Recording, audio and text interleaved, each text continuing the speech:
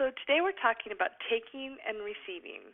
I'm here with Betty Martin from bettymartin.org, and I'm Kathy Vartuli from theintimacydojo.com. Betty, why is it important for people to understand the difference between giving and receiving? That's a great question, and it's one that's really very often confusing when it comes to touch and intimacy. Yeah. Because everyone thinks, oh, I want to do them both at the same time. I want to just have this sort of mystical, magical flow that we're, in bliss land. And that's fine. And when you take receiving and giving apart, so you take turns, meaning you take turns and you only do one of them at a time. Yeah. Something very different happens. It's not the way you'd want to live your entire life, but something very different happens. And what happens is that you find out what they actually are. So when most people, in the context of touch, most people think of giving as the person who's doing. And that's right. Sometimes true, and we'll talk about that on another tape. And the person's receiving, they think of, well, that's the person who's being done to. But that's not actually always the case. But if you define receiving and giving as which direction is the gift moving, then we all have a need, just basic human need, for someone else to put aside what they want and give us attention. Yes. We also have a human need to put aside what we want and put someone else's needs first. And that's essentially what giving and receiving are. When I'm giving, I put what I prefer on the shelf for a period of time and within certain limits. What I want doesn't matter. What you want matters. And then at other times, what you want doesn't matter. What I want doesn't matter. And what happens is, because both of those are actual human needs, when you can take them apart and do them one at a time, there's something in you that's fed that is fed no other way. There's just times when you need someone to, tend to you. That's just the way it is, and vice versa. Yeah, I've noticed, when I get really caught up in myself and I'm focusing on my needs, I can sometimes feel off balance. And other times when I'm so giving to other people, I feel depleted. So there's, I guess, you need to balance that. You need both. And probably the biggest fallacy about giving is that if I'm going to give, I have to give everything. And that's really, ironically, what makes you able to be generous as a giver, is that you know what your limit is and what you're not willing to give. I can give this much, but not this much. And when I know where my limit is, then I automatically become very generous, because I'm no longer guarding and worried about, well, what if they ask for too much, and what if I give too much, and blah, blah, blah, blah, all that stuff. So when you know your limits, you become very generous.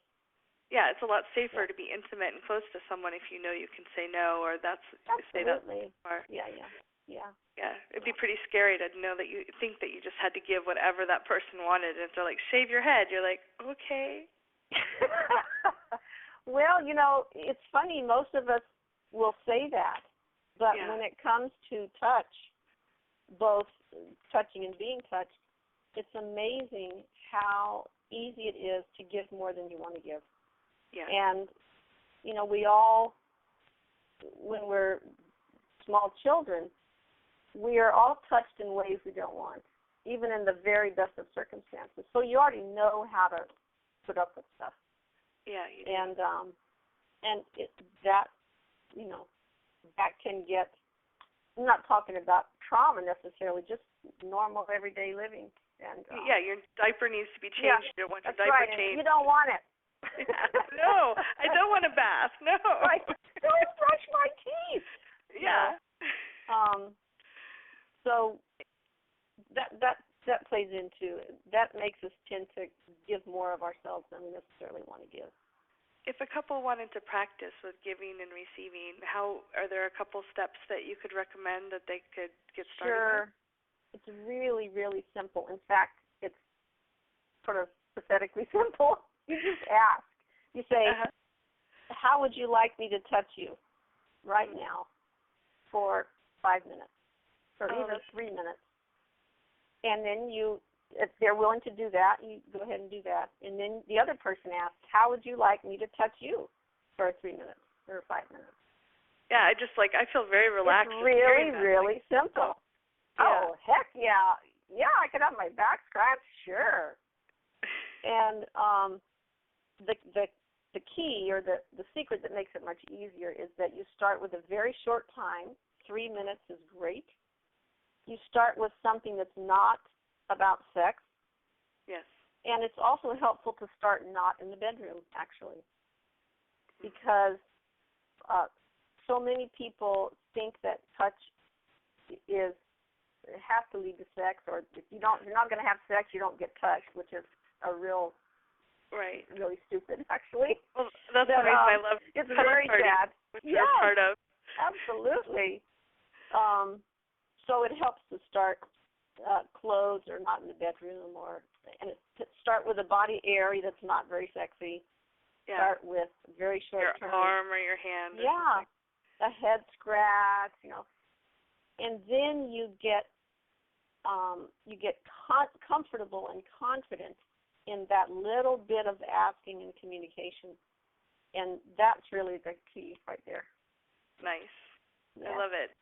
Thanks very much, Betty. You are so welcome. If you have any comments, please leave them below. We'd love to know, how did this work for you? Did you try it out? What did your partner think?